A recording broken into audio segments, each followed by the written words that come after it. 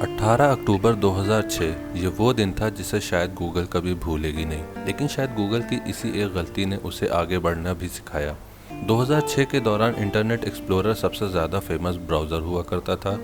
तब माइक्रोसॉफ्ट ने रातों रात गूगल को हटाकर बिंग को इंटरनेट एक्सप्लोरर का डिफ़ॉल्ट सर्च इंजन बना दिया था। इस वजह से गूगल ने अपना 300 मिलियन कस्टमर लूज़ कर दिए थे।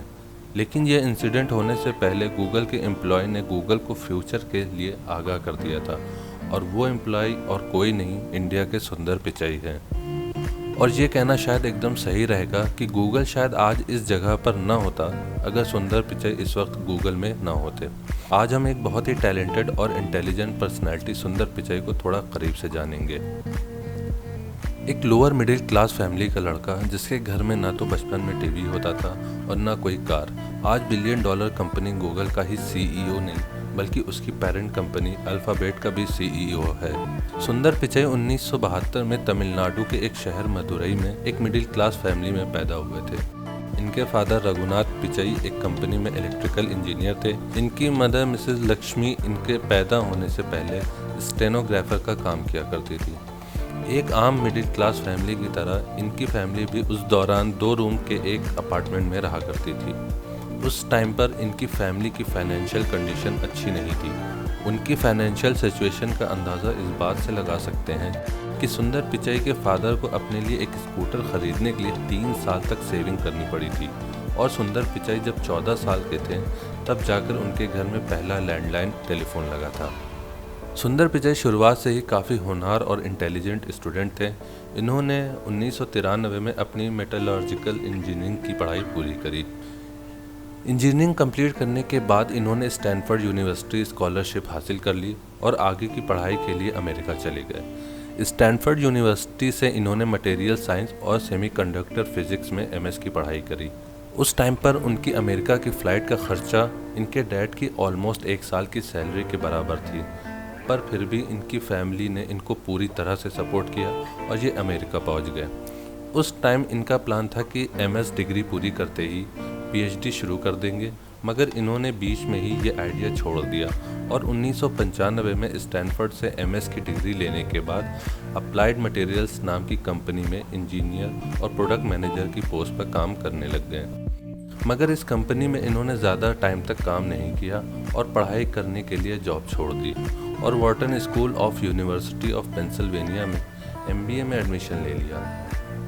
इन्होंने 2002 में यहाँ से अपनी एमबीए की पढ़ाई पूरी की और उसके फ़ौरन बाद मैकेंजी में as a management consultant job join कर ली और कुछ दिनों के बाद अपनी आईआईटी की बैचमेट अंजलि के साथ शादी कर ली। सुंदर पिचाई की सक्सेस की कहानी 2006 से शुरू होती है, जब 2006 में प्रेसिडेंट ऑफ प्रोडक्ट मैनेजमेंट की पोस्ट पर गूगल में जॉब ज्वाइन की। उसी साल गूगल ने अपना free email service Gmail launch किया था। आपको बताऊंगा कि आखिर गूगल में इनकी रियल सक्सेस जर्नी कैसे शुरू हुई, कैसे ये गूगल के फाउंडर्स की नज़रों में और बाकी एम्प्लॉयज़ के बीच में एक अलग पहचान बनाई। गूगल ज्वाइन करने के बाद इनका पहला प्रोजेक्ट गूगल टूल बार था और ये प्रोजेक्ट काफ़ी ज़रूरी था क्योंकि इस टूल बार की हेल्प से लोगों के पास इंटरनेट एक्सप्लोरर पर गूगल को डिफ़ॉल्ट सर्च इंजन बनाने का ऑप्शन आता था। तब एरिक इमर्सन गूगल के सीईओ थे।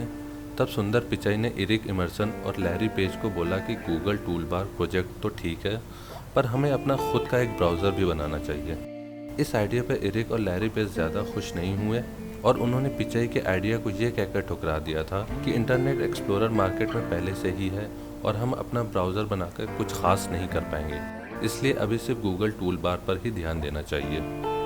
तो इस बात पर सुंदर पिचाई ने कहा कि एक दिन माइक्रोसॉफ्ट अपना खुद का सर्च इंजन बना लेगा, शायद हमें उससे पहले अपना ब्राउज़र बना लेना चाहिए। लेकिन उनकी इस बात पर भी ध्यान नहीं दिया गया और गूगल टूल बार पर ही फोकस करने को कहा।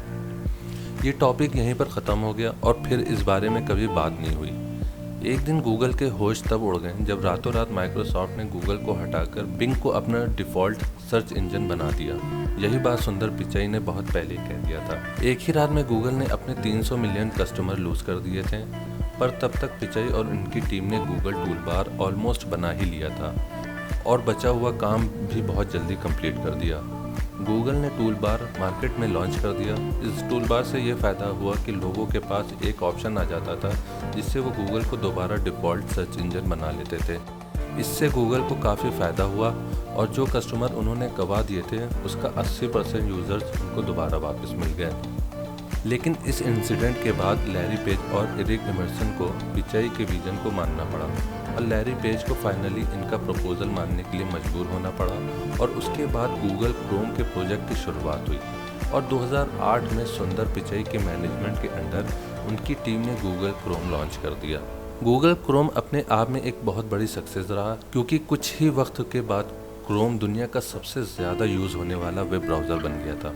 क्रोम प्रोजेक्ट के बाद से सुंदर पिचाई को इंटरनेशनल लेवल पर बहुत ज़्यादा पहचान मिली। 2008 में ही इनको vice president of product development की पोस्ट के लिए प्रमोट कर दिया गया, जिसके बाद गूगल को रिप्रेजेंट करते हुए ये गूगल के हर लॉन्च इवेंट में नज़र आने लगे।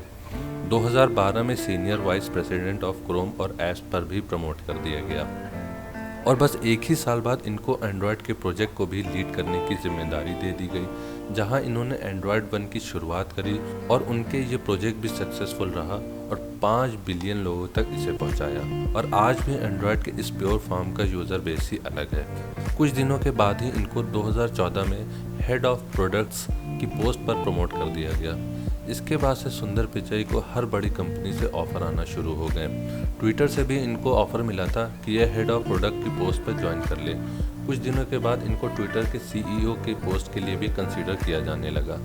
सबसे बड़ी बात यह थी कि इनको माइक्रोसॉफ्ट के सीईओ की पोस्ट के लिए भी एज अ कैंडिडेट कंसीडर किया गया था, लेकिन बाद में उनकी जगह सत्या नडेला को चुना गया। मगर सुंदर पिचाई गूगल के साथ ही बने रहना चाहते थे। 2015 में गूगल के सीईओ की पोस्ट पर प्रमोट कर दिया गया और 2019 में अल्फ़ाबेट का भी सीईओ बना दिया गया और आज सुंदर पिचाई दुनिया के पावरफुल लोगों की लिस्ट में आते हैं। तो आज की हमारी वीडियो यहीं पे ख़त्म होती है। आज की हमारी वीडियो कैसी लगी हमें कमेंट सेक्शन में ज़रूर बताएं। पसंद आए तो लाइक करें और हाँ, चैनल को सब्सक्राइब करना ना भूलें। Till then goodbye. अपना ख्याल रखें, अपनों का ख्याल रखें।